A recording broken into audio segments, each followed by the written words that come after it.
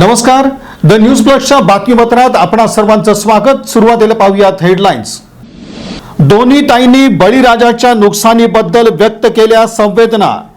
प्रणितीताईंनी संसदेमध्ये वेधलं लक्ष, तर डॉक्टर ज्योतिताईंनी थेट बांधावर घेतल्या शेतकऱ्यांच्या प्रत्यक्ष गाठीभेटी। सोलापूरच्या 2 MIDCचा बदलणार चेहरा मोहरा।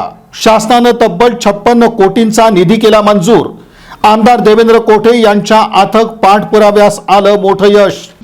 एकीकडे गॅस सिलेंडरसाठी सकाळपासून मोठ्या रांगा, दुसरीकडे प्रशासन म्हणते सिलेंडरला नाही कोणताच तुटवडा। गॅस ग्राहक पडले संभ्रमात।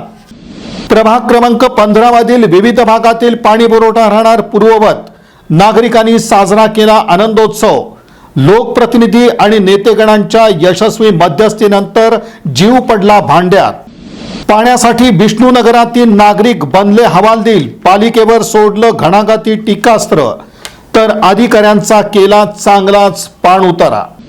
आणि विमानतळाच्या प्रवेशद्वाराजवळ उसळला आगडोम। विद्युत पोलवरील शॉर्ट सर्किटमुळे गवत पेटून भडकल्या ज्वाळा। अधिकारी कर्मचाऱ्यांची धावपळ अन पळापळ। या बातमीपत्राचे प्रमुख प्रायोजक प्लॅटिनम मॉल इंद्रधनु सोलापूर। सोलापुरातील सर्वात प्रतिष्ठित इंद्रधनु सोसायटीचा नवीन भव्य कमर्शियल प्रोजेक्ट आता रेल्वे स्टेशनच्या अगदी शेजारी शहराच्या मध्यवर्ती ठिकाणी।